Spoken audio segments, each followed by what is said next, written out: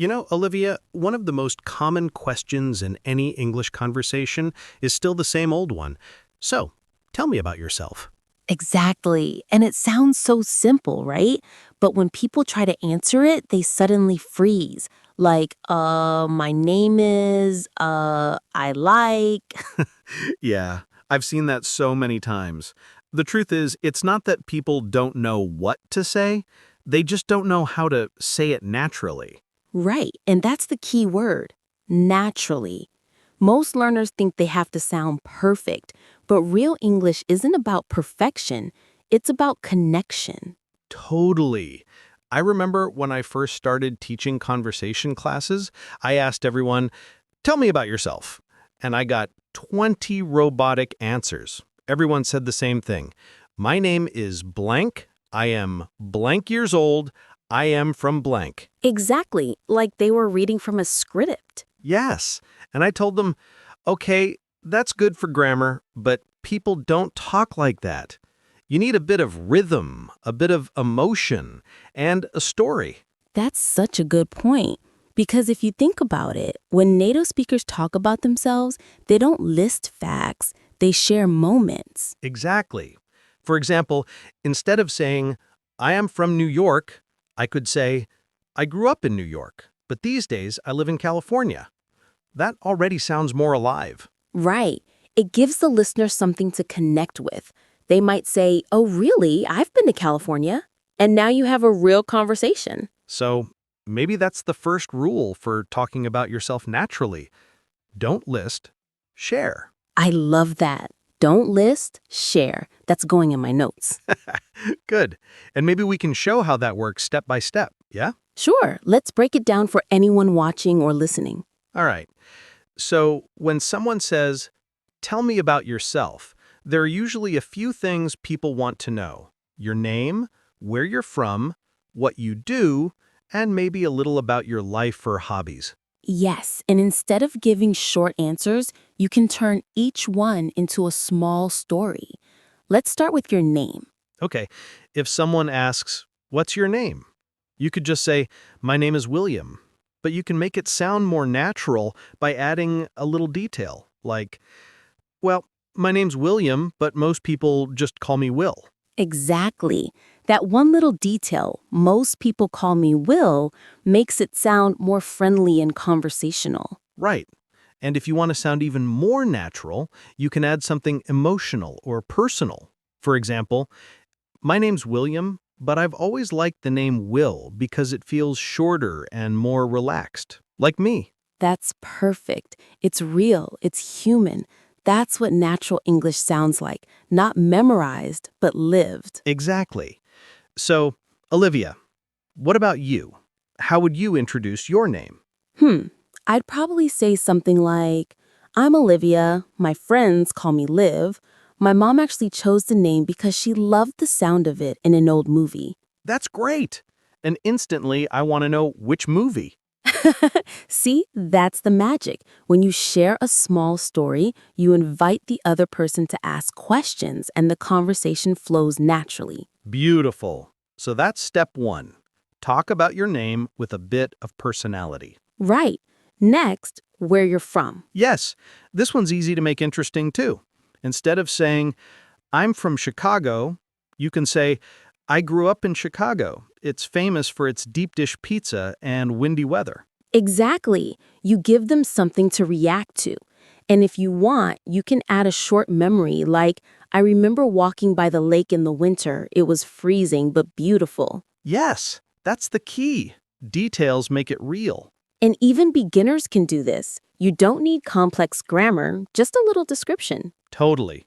For example, I'm from Mexico. It's a warm country with amazing food. My favorite thing is eating tacos with my family on weekends. That's already perfect. Yes, because it's emotional. You can feel it. Exactly. Natural English is emotional English. That's such a powerful idea. Natural English is emotional English. Yeah. I think people forget that language is not just a system. It's a feeling. Right. When you talk about yourself, you're not just giving information, you're sharing your energy. Beautifully said. Thanks. Okay, what's next? Job or studies? Yeah, this is where most people sound robotic again. They say, I am a student, I study business, or I am a teacher, I work at a school. Right. That's correct English, but it doesn't sound alive. Exactly. Instead, try something like, I'm studying business right now because I've always been curious about how companies grow. Yes, that because makes it personal. Right. Or, I teach English. I started a few years ago and I really love seeing my students gain confidence. That's perfect. It's simple, emotional, and natural. So, maybe step 3 is always tell a little why. Why do you do what you do? Yes, the why makes your story human. Totally. Even for beginners, just saying, I study English because I want to travel, already makes it more natural. Exactly. You're sharing a reason, not just a fact. Okay, now, family and pets. People love this topic. Oh, yes, everyone can talk about their family. Yeah. And again, don't just list, share. For example, I have one brother and one sister. My brother is older than me. He's always been my biggest supporter. Oh, that's sweet. And it sounds so natural because it shows feeling. Right. And even something simple like, I live with my parents and our dog Max. He's small but full of energy. Yes, and when you talk about pets, your voice naturally becomes warm. People can feel your love through your tone. Exactly. And tone is such a big part of sounding natural. Totally. You can say the same words, but if your tone is flat, it sounds robotic. Yeah. For example, say, I have a dog. Now say it with feeling. I have a dog. He's the funniest little guy ever. Haha, huge difference. Right? The second one sounds like real conversation. Okay, what about hobbies, likes, and dislikes? Oh, that's a fun one. I always tell my students, don't just say what, say why. For example, Instead of I like music, say I love listening to music because it helps me relax after a long day. exactly. That because, again, Yeah, that's the secret connector of natural speech. And it also gives people a reason to respond.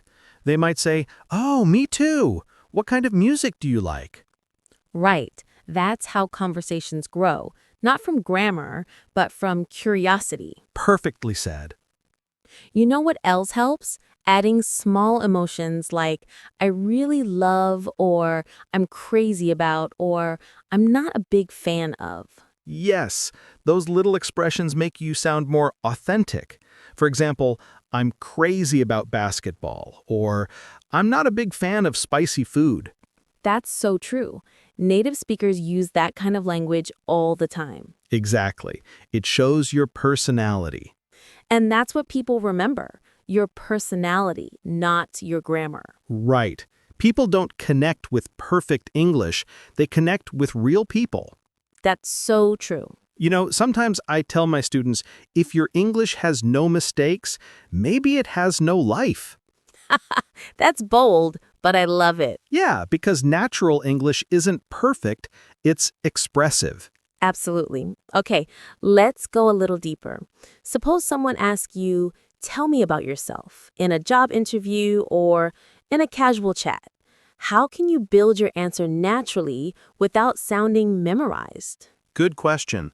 I'd say start with something true and small, then expand naturally. For example, well, my name's William. I grew up in New York, but I've been living in California for the past few years. I'm an English teacher. I started teaching because I love helping people express themselves. And when I'm not teaching, I'm usually out cycling or playing guitar. That's beautiful. It's clear, warm, and natural. Thanks. And it's short, about 30 seconds, perfect for small talk or interviews. Exactly. And you can always make it longer with stories, like I started teaching after volunteering to help immigrants learn English. Yes, that's real life, and people love real stories. So step 4 might be Tell short, real stories. Perfect. Real stories make you memorable. Exactly. Even one or two sentences can change everything. You know, Olivia, sometimes learners think, but my life is boring. Haha, yes, I've heard that too. And I always tell them, no life is boring. Only the way you tell it can be. Exactly. It's all about perspective. Right. You can say, I go to school every day, or you can say, every morning I grab my favorite coffee and head to school. I like watching the city wake up. That second one feels alive. Yes, because it's a small story, and small stories create connection. I think this is a perfect moment to remind everyone natural English isn't about using big words, it's about using real feelings. Exactly. Even something like, I love spending time with my grandma, she tells the funniest stories, is simple but full of heart. Yes, and when you speak with heart, people listen differently. So true. I think one more thing people forget is pausing. Oh, yes, the power of silence. Yeah. If you rush your words, it sounds nervous, but if you pause, it sounds confident and thoughtful. Exactly. Natural speakers don't hurry, they breathe between ideas. Right. Like, well, my name's William. I grew up in New York, and I've always loved stories. See that? Little pause makes it sound warm and real. Exactly. I love that. You know, this reminds me of something. When I first started traveling, I used to be shy about introducing myself. I thought people would judge my accent or my grammar. I think a lot of learners feel the same way. Yeah, but then one day I met a guy in Japan. His English wasn't perfect, but the way he talked about his life with joy, with passion, it just pulled me in. That's beautiful. Yeah, and I realized that confidence doesn't come from perfection. It comes from connection. Exactly. Confidence is born when you stop trying to impress and start trying to connect. That's so true. So maybe step 6, don't try to be perfect, try to be real. Perfectly said, Olivia. And you know what, William? When people hear someone speaking naturally, not perfectly, but genuinely, they relax too. It's like your calm energy gives them permission to be themselves. Exactly. It's like a mirror. If you're relaxed, others feel relaxed. That's why when you talk about yourself, your energy matters as much as your words. That's so true. You can say something really simple like, I'm from Spain, but if you say it with warmth and a smile, it feels completely different. Yeah, because people don't just listen to what you say, they feel how you say it. Exactly. And sometimes that's all it takes to sound confident and natural. You know, I think there's another secret to talking about yourself naturally. Don't memorize sentences. Yes, I'm so glad you said that. Memorized sentences sound like a school exercise. Right. Real English is flexible. You can prepare ideas, but when you speak, let it flow. For example, instead of memorizing, I live in London, it is a big city, you can just think, I want to talk about where I live, and then say it in your own words. Exactly. Like, I live in London. It's busy, but I love the energy. That sounds way more natural. Yeah, because people don't just listen to what you say, they feel how you say it. Exactly. And sometimes that's all it takes to sound confident and natural. And the best part, it doesn't need big vocabulary, just real feelings. Yes. English is full of these little expressions that make it sound authentic. Like, it's pretty cool. It's kind of tough. I really enjoy it. To be honest, actually, Oh yes, those fillers make you sound like a real person. exactly. Let's give a few examples for the viewers. Okay, imagine you're introducing yourself and you say, I'm a teacher. Actually, I didn't plan to be one. I just fell in love with it. That's great. It feels spontaneous.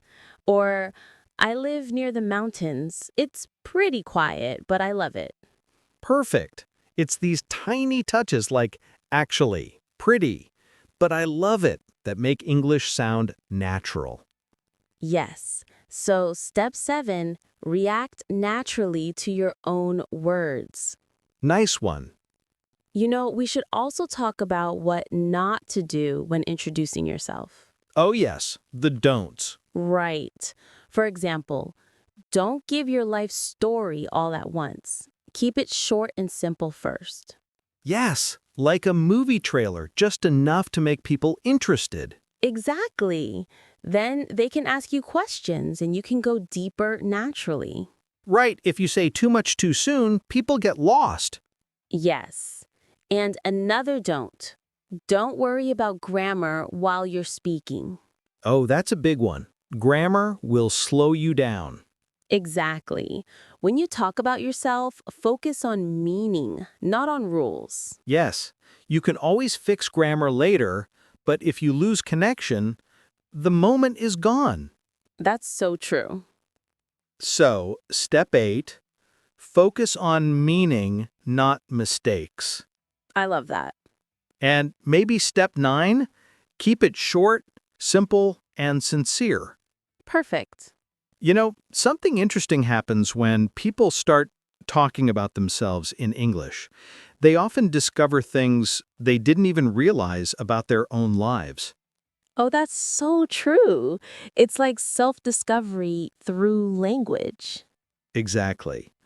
I had a student once who said, I never thought about why I became a doctor until I had to explain it in English. That's powerful. Yeah, and that's another reason to practice talking about yourself. It's not just about English, it's about knowing yourself. Beautifully said. Thanks. And, when you know yourself, you sound more natural automatically. Because confidence comes from clarity. Exactly. I think another useful thing for learners is to use connectors, small words that join ideas smoothly. Yes, like so, because, then, and after that. They make your story flow. Exactly. Let's show an example. I'm from Brazil and I grew up near the beach, so I really love surfing. These days I live in the city, but I still try to visit the ocean whenever I can. That's perfect. Smooth, natural, and full of movement. Right. You feel like you're listening to a person's life, not a list. So, step 10, connect your ideas with small linking words. Exactly. One thing I always tell my students is if you can tell your story to a friend, you can tell it in English too. That's so true. People sometimes think English is this special mode, but it's really just another way to be yourself. Yes, don't switch personalities when you switch languages. Exactly. You can be funny, warm, quiet, or thoughtful in any language. That's real fluency, when your English sounds like you. Oh, I love that. Real fluency is when your English sounds like you. Yeah, not like your textbook, not like your teacher, like you. Exactly. I think it helps to practice by recording yourself. Oh, yes. That's such an underrated trick. Yeah, just open your phone and say, Hi, my name's name. I'm from place, and keep going for 1 minute. Then listen back. Notice how your tone sounds. Do you sound alive, calm, nervous? Exactly. That's how you train your sound muscle. And it's amazing how quickly you improve once you hear yourself. Totally.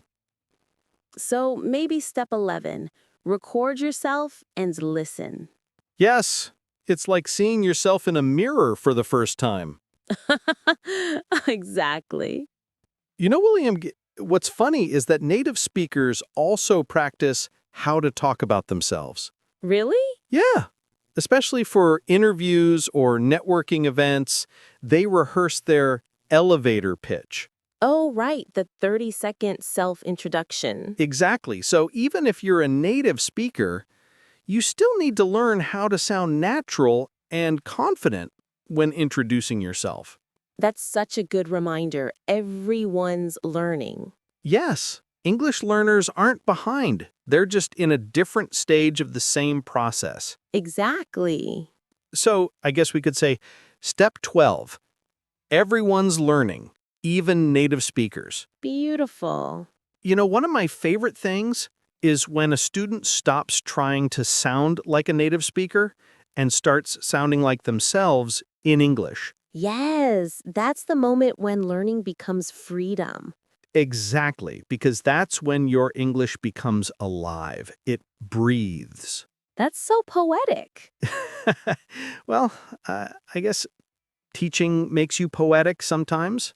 Well, it suits you. Thank you. So, to sum it all up, how to talk about yourself naturally in English. Don't list, share. Add small personal details. Explain why. Tell short, real stories. Use pauses and emotion. Be real, not perfect. React to your own words. Focus on meaning, not mistakes. Keep it short, simple, and sincere. Perfect. And notice every step is emotional, not mechanical. Exactly. Talking about yourself is not grammar, it's self-expression. Exactly. And the more you practice it, the more natural it feels. Totally. You know, I once told a student that every time you introduce yourself, you're not just practicing English, you're practicing confidence. Wow, that's beautiful. It's true because confidence is a language too, and everyone can learn it. I love that. So maybe we end with one final thought for everyone listening. Don't just speak English, feel it. Yes, feel it, enjoy it, and let it sound like you. Exactly. That's how you talk about yourself naturally. Beautiful ending, William. Thanks, Olivia. And to everyone watching, go practice your story. Not a perfect story, just your story. Because your English doesn't have to be perfect to be powerful. Exactly. All right, that's it for today's conversation. Yeah. And remember, when someone says, tell me about yourself, don't panic. Smile, breathe, and share a piece of your world. Because your English doesn't have to be perfect to be powerful. Exactly. All right, everyone, we'll see you in the next video. Bye, everyone.